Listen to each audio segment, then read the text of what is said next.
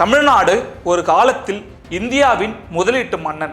ஆனால் இன்று பெரிய நிறுவனங்கள் ஆயிரக்கணக்கான வேலைவாய்ப்புகளுடன் நம் கையை விட்டு வழுக்கி கொண்டு ஆந்திர பிரதேசத்திற்கு போய் கொண்டிருக்கின்றன. ஏன் இப்படி சொல்கிறேன்? அதற்கான காரணங்கள் உங்கள் மனதை கலங்க வைக்கும் உண்மைகள். இந்த வீடியோவில் சமீபத்தில் தமிழ்நாடு இழந்த பெரிய முதலீடுகள், அதனால் ஏற்பட்ட பாதிப்பு மற்றும் மக்கள் மட்டத்தில் இதனால் உருவாகும் விளைவுகள் எல்லாவற்றையும் எளிமையாக பார்ப்போம்.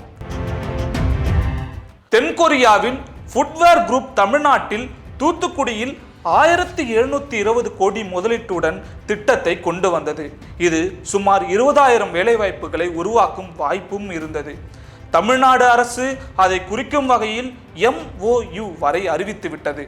ஆனால் இறுதியில் ஆந்திர பிரதேசம் அதிகமான நில சலுகை, குறைந்த மின்சார விலை, விரைவான அனுமதி போன்ற காரணங்களால் நிறுவனத்தை தன் பக்கம் இழுத்து கொண்டது. இதன் அர்த்தம் என்ன தெரியுமா?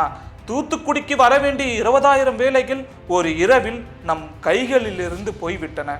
உலகின் மிகப்பெரிய தொழில்நுட்ப நிறுவனமான கூகுள் தன் அடுத்த டேட்டா சென்டரை அமைக்க திட்டமிட்டது. முதலில் சென்னை பட்டியலில் இருந்த போதும் பின் அது விசாகப்பட்டினத்திற்கு மாற்றப்பட்டது. காரணம் சிங்கிள் விண்டோ அப்ரூவல்ஸ், குறைந்த ஆபரேஷனல் காஸ்ட் மற்றும் மாநில நேரடி ஆதரவு. தமிழ்நாடு அரசு ஃபாக்ஸான் நிறுவனத்தின் முதலீட்டை அறிவித்தது. ஆனால் சில மணி நேரத்திற்குள் அதே நிறுவனம் அதை மறுத்தது. அதிகாரப்பூர்வமாக நாங்கள் இப்படிப்பட்ட முதலீட்டு ஒப்பந்தம் எதையும் அறிவிக்கவில்லை என்று மறுத்தது.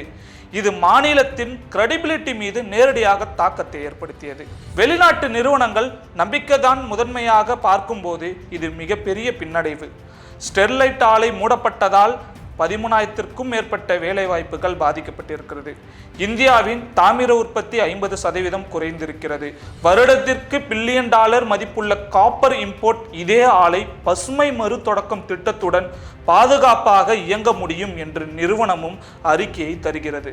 இது மீண்டும் திறக்கப்பட்டால் தெற்கு மாவட்டங்களில் பெரிய பொருளாதார மீளுருவாக்கம் நிகழ முடியும்.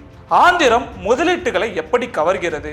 Zero corruption, single window clearance, மிக வேகமான approvals, CM level review meetings, தொழில்களுக்கு நேரடி மானியங்கள், குறைந்த மின்கட்டணம். இந்த காரணங்களால் சமநிலை போட்டியில் பிற மாநிலங்களில் வெல்ல ஆரம்பித்து விட்டன. தமிழ்நாடு என்கின்ற பிராண்டின் வேல்யூ இன்னும் உலகத்தில் இருக்கிறது. ஆனால் அதை மீண்டும் முதலீட்டாளர்கள் நம்பும் இடமாக மாற்ற வேண்டும் என்றால் விரைந்து முடிவெடுக்கும் நிர்வாகம், தெளிவான தொழில் கொள்கைகளும் நேர்மையான செயல்பாடுமே தேவை. அப்போதுதான் தமிழ்நாடு இந்தியா நம்பர் 1 இன்வெஸ்ட்மெண்ட் டெசிக்னேஷனாக மாறும்.